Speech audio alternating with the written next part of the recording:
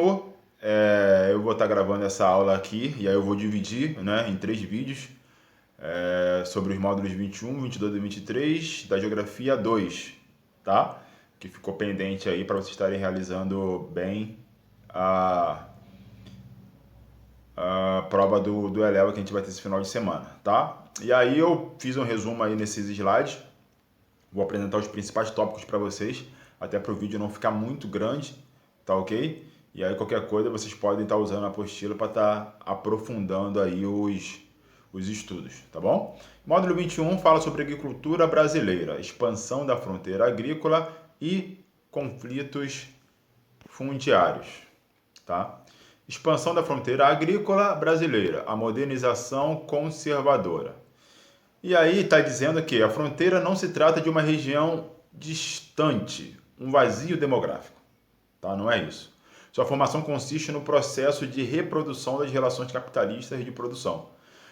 Logo, o limite da fronteira agrícola, obviamente, você tem uma área que ainda se encontra desocupada, com sua vegetação nativa, né? E uma região, né, limite de fronteira, vamos colocar assim, em que a produção ela se dá de forma a avançar, né, sobre essa área teoricamente preservada ou natural, tá? E aí nós temos 3 dimensões desse avanço, que é a dimensão econômica, onde você tem o destaque do papel da produção de commodities. Olha aí a commodities sempre aparecendo, né? Eu acho que eu sempre falo com vocês a questão das commodities, a importância das commodities para o Brasil, né? Então acho que quanto mais vocês se aprofundarem nesse conteúdo e entenderem como é que se dá a produção e a importância das commodities no Brasil, mais fácil vai ser vocês estarem analisando qualquer questão que envolva essa questão da agricultura, da agroindústria, né, de uma forma geral, e o quanto ela impacta no Brasil. Temos a dimensão social. A fronteira representa uma orientação dos fluxos migratórios, tá? Então, geralmente, se você tem um avanço dessa fronteira agrícola, né, essa área tem que ser ocupada de alguma forma, né? E geralmente essa ocupação se dá pela mão de obra familiar, muitas das vezes, num primeiro momento. E aí, no segundo momento, que a agroindústria ela vai estar, né, ocupando essa região e está desenvolvendo uma determinada produção, de uma forma geral, tá? E a dimensão política. A fronteira funciona como válvula de escape às tensões sociais no campo, tá? Que é a ocupação dessa região, né, da área aí, visando, por exemplo, reforma agrária, que a gente sabe todas as polêmicas, né? Ou a gente sabe muitas das polêmicas que envolvem a reforma agrária no Brasil. Vamos seguir aqui. Aí a gente tem uma imagem, né, muito clara de uma estrada, e aí do nosso lado direito aí, né, a gente tem uma região de plantação, né, que já foi preparada a terra para estar recebendo determinado produto, e do outro lado, né, bem marcante a vegetação nativa, né, a floresta, que muito provavelmente ela pode estar sendo, né, depois de um tempo, desmatada exatamente para que essa produção ela avance, né? E aí é só uma foto para ilustrar. A expansão da fronteira agrícola brasileira foi impulsionada por diversos fatores, dentre os quais podemos destacar. Aí temos aí desenvolvimento da infraestrutura rodoviária, tá? E aí a gente vê claramente, vou voltar aqui, essa imagem, né? À medida que a gente abre estradas por regiões que antes você tinha uma dificuldade de acesso, obviamente, você tem que desmatar para estar abrindo esse caminho, e você pode criar pontos ao longo dessa estrada, exatamente para você entrar, né, na forma vertical aí por dentro da mata. Geralmente, tá? Eu não trouxe essa imagem para vocês, infelizmente, mas geralmente a gente tem até um tipo de desmatamento, né? O tipo de exploração que a gente chama de que, por imagem de satélites, né?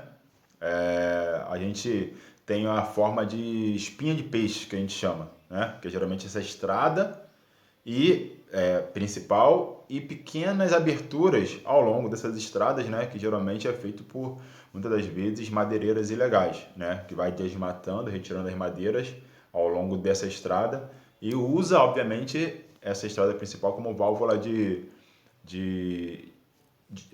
escape, né, de retirada dessa vegetação, dessa madeira para outras regiões, tá? E aí você tem desenvolvimento da infraestrutura rodoviária, aumento do crédito rural para os cultivos exportáveis, sobretudo a soja, ou seja, traduzindo, créditos, né, rurais para cultivos de produtos exportáveis, sobretudo a soja. E aí a gente volta e lembra que essas são características das commodities, tá? E aí ela aparece aí disfarçadamente. Além do avanço de pesquisas em biotecnologia e em correção de solos ácidos. Destaque para a Empresa Brasileira de Pesquisa Agropecuária, né, a Embrapa. É aquela situação que a gente viu principalmente com a Revolução Verde, né, onde você tinha grandes áreas que antes não poderia ser produzido nenhum tipo de alimento, porque o solo não era propício, e obviamente com o melhoramento genético das sementes, né, o tratamento adequado do solo, você tem essas áreas que agora podem receber determinados cultivos. E aí, obviamente, você aumenta a produção a partir desse movimento. Projetos de desenvolvimento realizados durante os governos militares, fortemente baseados na ocupação dos espaços por meio da agropecuária. Complexos agroindustriais, os famosos CAIs, foi também um fator relevante na propulsão, do avanço da fronteira agrícola em direção ao Cerrado e à Amazônia, né? E aí eles destacam o Cerrado e a Amazônia exatamente porque hoje ainda, né, o Cerrado é a região que mais sofre com desmatamento, porque é onde temos as maiores produções de soja, né?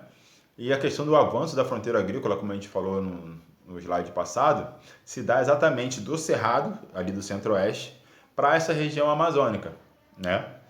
E aí você tem essa fronteira agrícola basicamente entre esses dois biomas aí. Reforma agrária brasileira, o histórico dos movimentos recentes pela posse de terra. A expropriação de terras indígenas, sua grande concentração nas mãos de poucos latifundiários por meio de doações oficiais, aquisições por meios ilícitos, grilagem, né, por exemplo. E tem a questão da posse também, né, que a gente já viu também como é que se dá essa questão da grilagem e da posse, dos poceiros.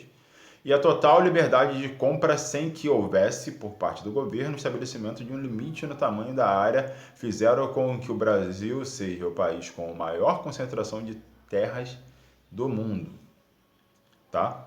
Então, assim, essa questão desenfreada, essa forma de ocupação desenfreada das terras, né?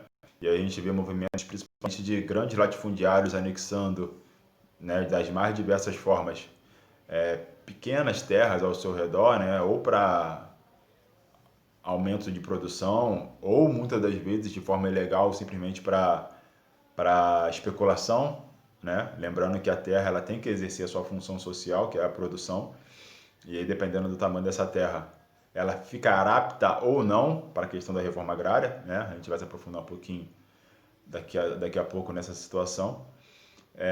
Mas a gente vê muito a ausência do Estado, né, para estar regulando esse tipo de ocupação e permitindo a atuação de grileiros e poceiros, né? O que faz aumentar a concentração de renda absurdamente. E aí nós temos uma tabelinha simples, mas bem didática com relação à distribuição dos imóveis rurais no Brasil. E aí nós temos três informações: dimensão dos imóveis, né, que é o tamanho dos imóveis, o número de imóveis, número de propriedades e a área ocupada. E aí notem, imóveis com menos de 10 hectares correspondem a quase 50% do número total de imóveis, né? E ocupa uma área de apenas 2,3%. Aí vamos para o outro extremo para ficar bem didático. Dimensão dos imóveis. Imóveis com mais de 1.000 hectares, ou seja, imóveis gigantescos. O número de imóveis com mais de 1.000 hectares é menos de 1%, 0,9%. e ocupa uma área de 45% do território brasileiro.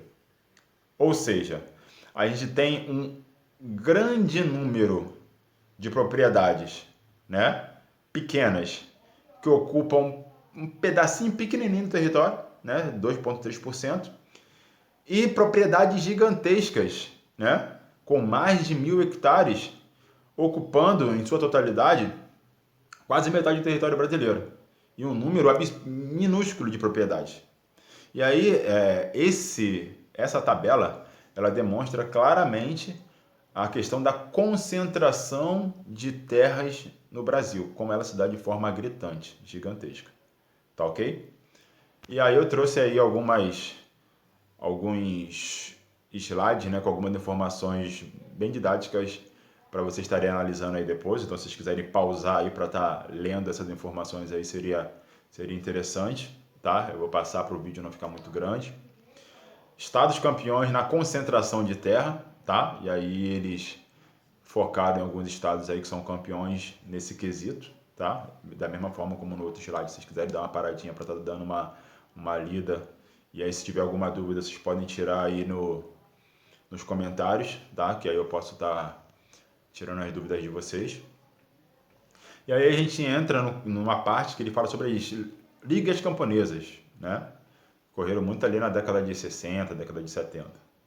As ligas camponesas foram a expressão política dos conflitos que se expandiram na zona da Mata Nordestina e nas áreas próximas ao Agreste, né, que foram as regiões que tiveram mais destaque, as ligas camponesas, tá? Que traduzindo eram organizações que lutavam exatamente pela reforma agrária, né?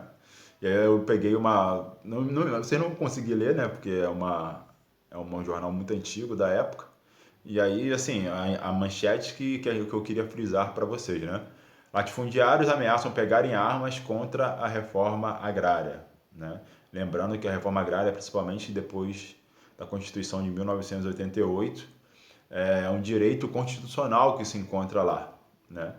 E aí a gente sabe, né, a gente já se aprofundou um pouquinho nas aulas para entender o porquê que não acontece a reforma agrária como deveria, ou quais são as dificuldades que nós temos de ter uma reforma agrária de fato no Brasil, tá? E aí nós temos as ligas camponesas aí com essa luta, né? Nesse contexto, nós temos da reforma agrária, né? Que é uma história de lutas que até hoje se encontra muito presente. A gente tem aí o MST, né, que é o Movimento dos Sem Terras, que a gente já falou que o nome de fato não é MST, só provavelmente, né, já seria uma abreviação, né, seria Movimento de Trabalhadores Rurais Sem Terras, né, que é uma dos principais movimentos, né, uma das principais bandeiras que lutam pela reforma agrária no Brasil. Então seria interessante que você se aprofundasse um pouquinho aí com o conteúdo da apostila para entender como é que funciona essa questão da reforma agrária, por que ela não acontece como deveria, quais são os agentes, né, os atores principais dentro desse movimento. E aí, da mesma forma, se tiver alguma dúvida, a gente vai tirando aí nos comentários. Ih, apareceu um negócio aqui que não deveria, mas deixa como está. E eu acho que esse é o último slide. A apostila traz para a gente também a figura do Chico Mendes, né? Que foi um seringueiro, né? Sindicalista, que lutava basicamente pela preservação ambiental na região ali da Amazônia, né? E aí, obviamente, só para ser bem direto, quando você tem um personagem, né? Que luta pela preservação da região amazônica, né? Que era a questão do Chico Mendes. Conflitando com interesses econômicos, né, principalmente de madeireiras, né, que obviamente ele precisava, né, precisava, né, da manutenção da floresta, né, além da questão ambiental, para estar exercendo a atividade de seringueiro. E madeireiras, principalmente madeireiras ilegais, elas vão extrair essa madeira, né, para estar comercializando. E aí eu acho que eu já falei para vocês algumas vezes com relação às consequências de quando a gente tem interesses econômicos, né, batendo de frente com interesses ambientais, o que geralmente acontece, né?